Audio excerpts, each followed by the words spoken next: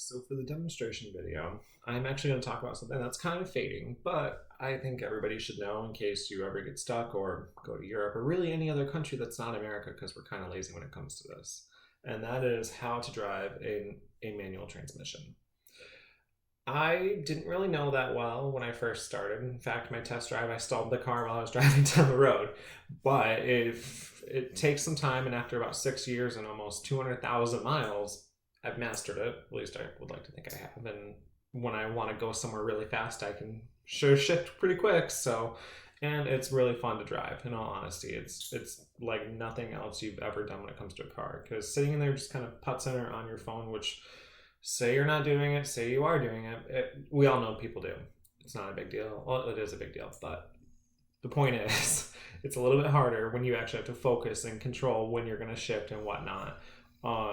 But I'm going to walk through the processes a little bit and have a small demonstration video at the end because I can't really pop a car in my house. But basically, for driving a manual transmission, the hardest gear, like they say, is either first or reverse. You would have to start up your car, foot on the clutch, and your car not in gear, because I learned that the hard way because my husband slammed my car into his car trying to start my car. But in neutral, foot on the clutch, start it up, and you always use your left foot for the clutch and your right foot for brake and accelerator. Never mix them up. Don't do it. Once you've done that, it's running.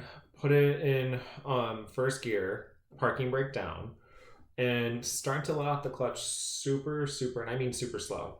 And watch your RPMs, because what's going to happen with those RPMs, some cars, depending on if it is turbocharged or naturally aspirated, it's either going to tick up in RPMs when the clutch is caught, and if you let off the brake, you'll start to roll forward, even while you're not fully depressed of the clutch, or it will go down and the same thing will happen. So you're at that process where you're letting off, you can watch it, and you start to roll forward. At this state, my car, for example, if I just let off the clutch slowly and let it will roll up to probably about 6 miles an hour before I have to shift. And that's just not even on the gas, because it's like a normal car idle. If you let off the brake, it's going to start to roll forward. After that, give it some gas, get it up to probably maybe 2,000 RPMs, maybe 3 if you want to have a little bit of fun, and anything up from there as well. That's on you. And then what you do is you take your foot off the gas really quick, put your foot in on the clutch, shift to the next gear, let off the clutch, and then put your foot back on the gas and just keep going.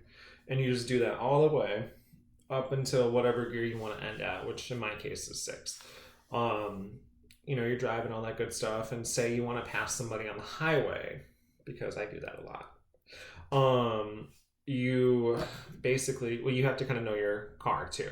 My car, for example, I know that first gear goes all the way up to 25 miles an hour before I hit red line and have to shift. And then it's 50 for second, 75 for third. And anything after that, I really don't need to know how far it can attempt to go, because it's only a 4-cylinder. But for example, if I'm doing, let's say, 60 on the highway and I need to pass this guy, I can drop it to third gear, foot in on the clutch into third, and then let off the clutch. The car will jolt back a little bit, which that I've never been able to fully master, which is why I said I kind of mastered it. But you just put your foot on the gas and you just zoom. And at this point, you need to start to watch your speed and your tact, because at that speed, depending on the engine, my car will shoot forward pretty quick at that speed, and I can pass somebody pretty well. But I get up to about 75 really quick too, so I need to upshift to the next gear in order to not blow up my transmission or hit the red line limiter. And at this point, I'm going to go show you how to do this now.